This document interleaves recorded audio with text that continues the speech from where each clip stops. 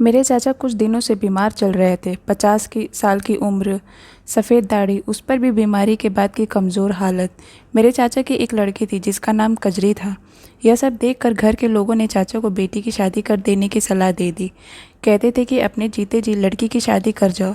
चाचा ने अपने छोटे भाई यानी कि मेरे पापा से कहकर अपनी लड़की के लिए एक लड़का दिखवा लिया। कजरी सिर्फ 15 साल की थी। वो तो दिन भर एक छोटी सी फ्रॉक पहने सहेलियों के साथ घूमती रहती, गोटी खेलती, गांव के बाहर लगे आम के पेड़ पर चढ़कर गिल्ली फेंकने का खेल भी खेलती थी। उसको तो पता ही नहीं था कि आखिर शादी क्या होती है, शादी के बाद क्या होता है।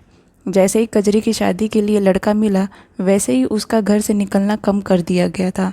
अब कजरी के घर पर ही रहती थी। मोहल्ले की लड़कियां उसके पास आती तो थीं, लेकिन पहले जैसा माहौल नहीं था। कजरी की शादी की खबर जब उन लड़कियों को लगी तो कजरी को देखने का उनका नज़रिया ही बदल गया था। मेरे चाचा ने बिना अपनी बेटी कजरी से पूछे ही फटाफट कजरी की शादी उस लड़के से तय कर दी। मेरे चाचा ज़्यादा पैसे वाले नहीं थे, जितना भी कर सकते थे करने में लग गए। शादी की तारीख पक्की हो गई। कजरी अभी शादी नहीं करना चाहती थी, लेकिन मेरे घर वालों ने उसकी एक न सुनी। लड़के वाले बारात लेकर घर आ गए। लड़का कजरी से बड़ा था, वह 25 साल का था। कजरी को इन बातों से ज़्यादा मतलब तो नहीं था, लेकिन इस वक्त उसे अपना घर छोड़कर जाना कतई अच्छा नहीं लग रहा था। शादी के बाद कजरी अपने ससुराल चली गई, लेकिन रोते हुए गई। कजरी की शादी के कुछ दिन बाद ही चाचा की बीमारी ठीक होने लगी। फिर कुछ ही दिनों में वे पूरी तरह से ठीक भी हो गए, मानो उस मासूम कजरी की शादी करने के लिए ही वे बीमार पड़े थे। उधर कजरी ससुराल पहुंची तो देखा कि वहां घर जैसा कुछ भी नहीं था। न साथ खेलने के लिए सहेलियां थीं और न ही अपने घर जैसा प्यार करने वाला कोई। कजरी की सास दिन भर मुंह ऐंठे रहती थी और उस बेचारी पर ताना देती रहती थी। वो उसे ऐसे देखती कि कजरी को बिना अपराध किए ही अपराधी होने का एहसास होने लगता। जिस दिन कजरी अपने घर से विदा होकर ससुराल पहुंची, उसके दूसरे दिन से ही उससे घर के सारे काम कराए जाने लगे। कजरी को चाय बनाना तो आता था, लेकिन सब्जी छौंकना, गोल गोल रोटियां बनाना नहीं आता था। जब ये बातें उसकी सास को पता चली तो वे कजरी को खरी खोटी सुनाने लगी।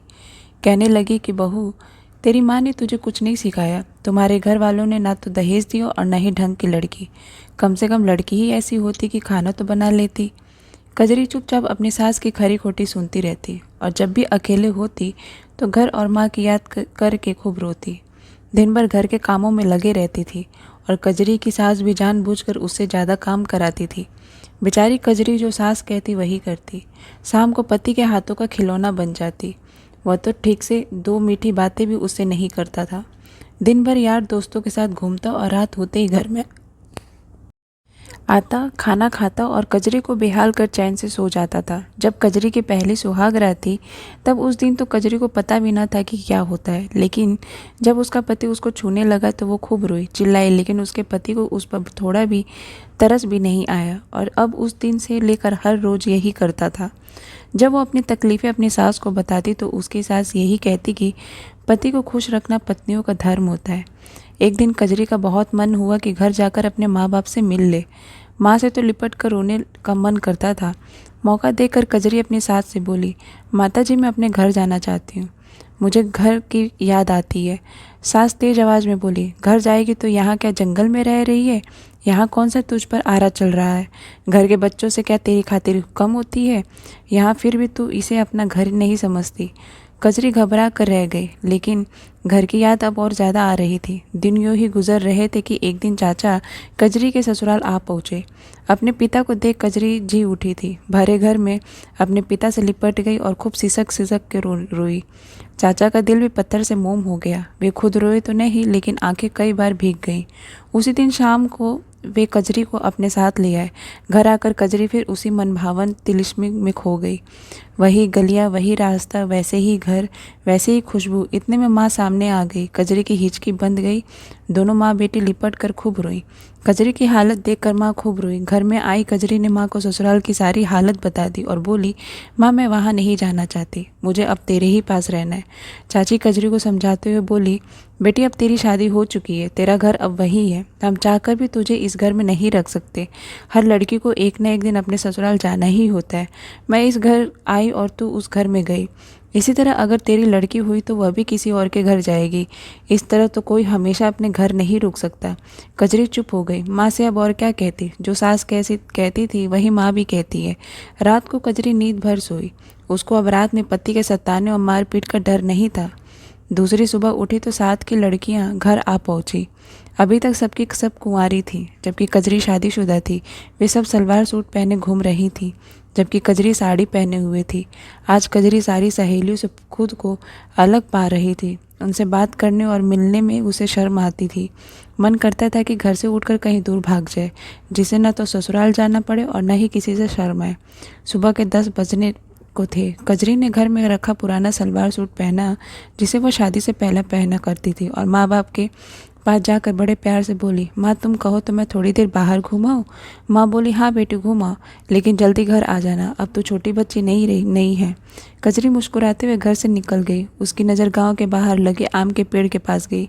मन खिल उठा। लगा जैसे वह पेड़ उसका अपना है। कदम भर बस ही गांव से बाहर की ओर बढ़ गए। हवा के हल्के झोंके और खेतों पड़े सुनापन, चारों तरफ शांत सा माहौल और बेचैन मन, मानो फिर से लौट पड़ा वो कजरी का बचपन। हवा में पैर फेंकती सीधी आम के पेड़ के नीचे जा पहुंची।